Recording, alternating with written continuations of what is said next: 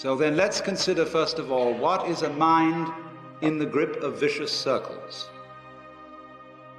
Well, one of the most obvious instances that we all know is the phenomenon of worry.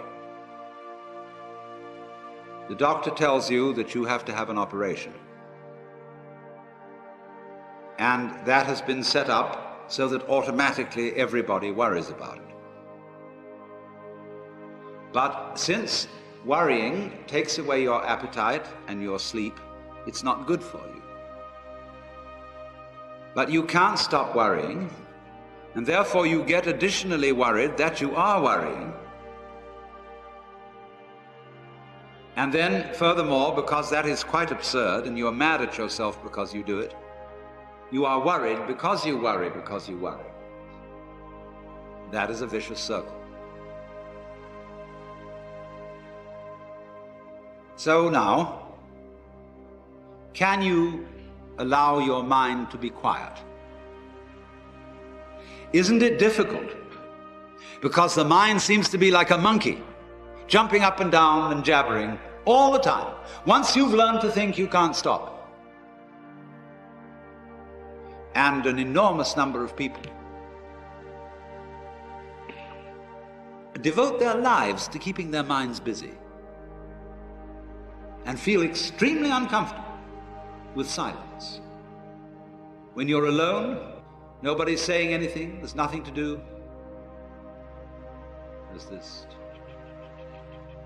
worry, this lack of distraction. I'm left alone with myself, and I want to get away from myself. I'm always wanting to get away from myself. That's why I go to the movies, that's why I read mystery stories, that's why I go after to girls, or anything that you do, or get drunk, or whatever. I don't want to be with myself.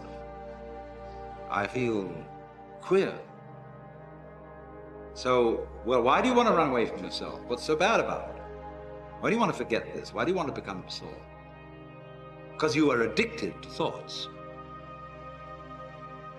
This is a drug, real dangerous. Compulsive thinking, going on and on and on and on and on all the time. It's a habit. So there's a difficulty about stopping that activity. And you really have to stop it if you want to be sane. Because if I talk all the time, I don't hear what anyone else has to say. Then I'll end up in the situation of having nothing to talk about but my own talking. Or so in exactly the same way, if I think all the time, I won't have anything to think about except thoughts. So in order to have something to think about, there are times when you simply must stop thinking. Well, how do you do that?